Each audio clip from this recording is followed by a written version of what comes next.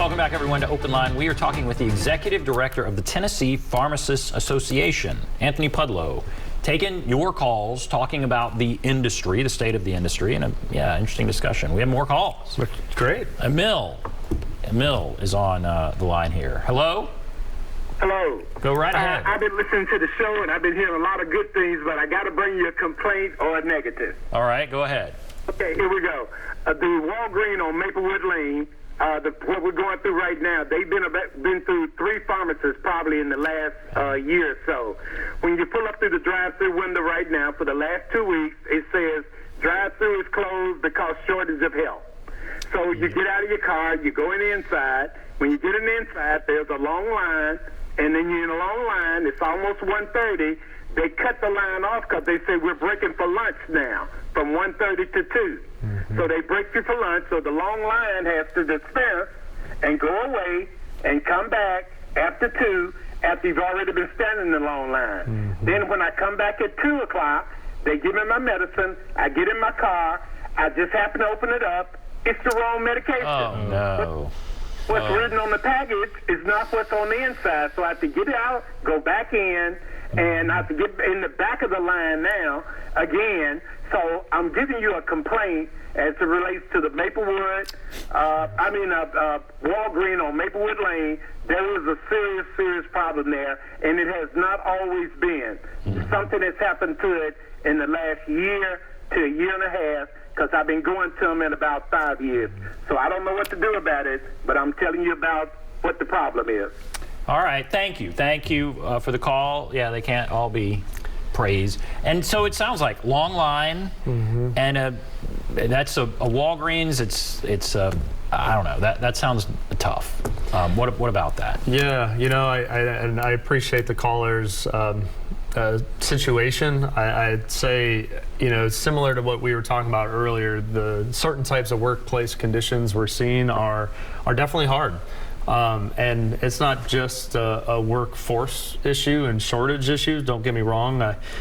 Even at our association, I'm training new employees myself, and there's an onboarding process to that.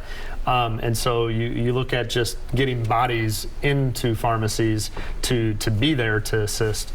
But at the same time, you have pressures that are really making it hard for pharmacies to be open and to provide the services that we need to be able to provide. So, you know, I think it's a great example that it's not all perfect out there. And, you know, I do encourage this caller to be vocal with this specific pharmacy group, to let them know what the experience they've had. I'm sure that group is realizing they need to do something more to try to address the situation.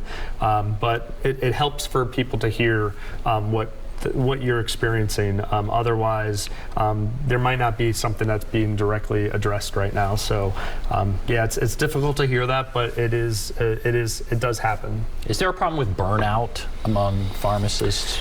Yeah, you know, it's a great question too, and I'd say there is. We actually, through the association, we actually help operate a program for pharmacists that are impaired for different reasons. You see this with a lot of different health professions, whether it's alcohol, substance use, just mental anguish and burnout. We really try to help provide services to pharmacists and pharmacy technicians that are facing the pressures and really just can't handle it. There's lots of stories I do know and hear of from Tennessee pharmacists that struggle going to work every day. But at the same time, I think there's still hope for a lot of people out there that things are turning around for them. I hope so. What about drug shortages? What are pharmacists seeing? I mean, what are we all dealing with, and how has COVID impacted that? Yeah, great question. I might not even just say it's COVID. I think it's everything. I mean, throw a hurricane into the mix or whatever, any kind of natural disaster can really impact our drug supply chain. And probably, you know, I think in more recent years, we've seen the issues around drug shortages impacting, I would say, more of your day-to-day medications that people might be regularly using for some common disease states like blood pressure, cholesterol, whatever it might be. But we have definitely been experiencing drug shortages in our health systems much more regularly, well before what I'd say most patients might see in their local community settings. And yeah, I don't have the exact numbers here, but it's a very complex situation that I'd say every area of practice is struggling with. COVID has definitely added an issue into the entire supply chain in our country, and I think the issues around medication access are not buffered by any means because of that.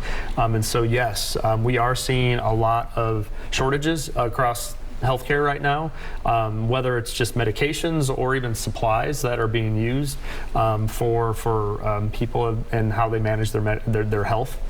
But it's interesting, you know, pharmacists play a critical role. Pharmacists and their technicians play a critical role in trying to figure out how do we get access to these medications when there are shortages? How do we find it in a cost-effective manner, like we talked about, if drug reimbursement isn't keeping up with this constant change in how you access medications at a reduced cost to make sure you can keep them on your shelf.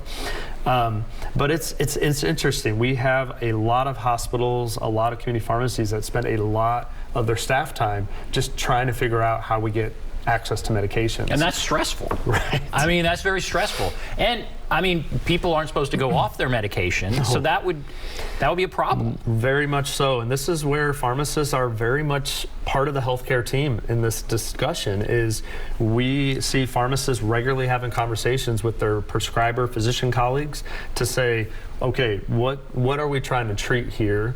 What medications are available that best meet the needs that the prescriber is trying to address, that also fit the needs of what that patient needs? And so there's a lot of opportunity, I would say, that's coming forward of how pharmacists work with physicians and other prescriber colleagues to say, what do we do best to help this? And whether it's community pharmacist to local prescriber to what we see in our hospital settings, you pick your area of practice, that a level of collaboration is happening right now. Very interesting. You are, Executive Director of the Tennessee Pharmacists Association. So what is the Tennessee Pharmacists Association?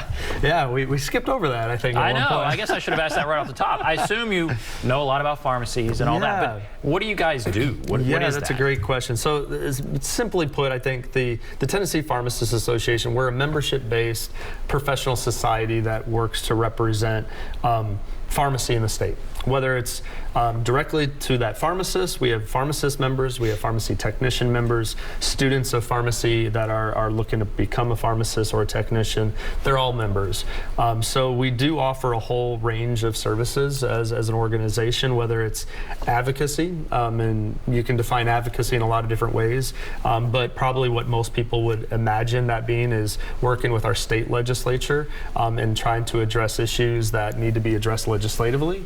Or working with other groups, whether we work with our colleagues at the Tennessee Medical Association, the Hospital Association, to be an advocate for the profession to groups like that.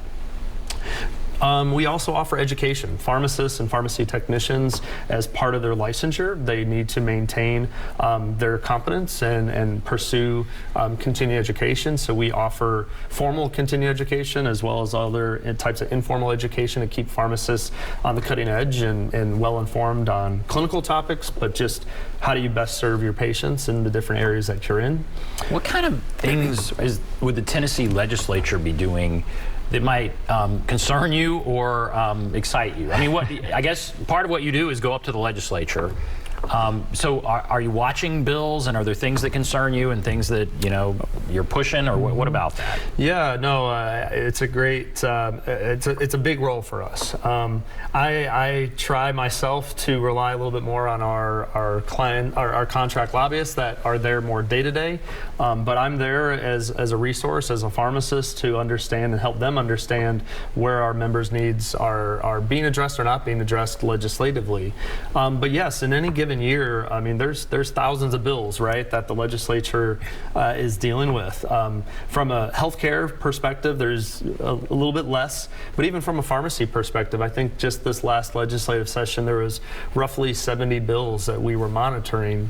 Wow. Weighing in on when we needed to, but really just closely monitoring and understanding, is that sometimes a knee-jerk reaction that maybe a constituent or a legislator has about an issue, or is it something that they're actually trying to address a big issue that we can help and guide and give information to help them make the best decision for the state. So always something, always something to talk about as it relates legislatively. But I think it's just one area. There's a lot that goes on at the regulatory level and other areas that we try to make sure pharmacy has a voice. And it's not just, at least that there's information being shared that needs to be shared to the decision makers. All right, great. All right, we're going to take a break. Come back. And I think the last segment of our discussion. So we'll take a break. Be back right after this. Perfect.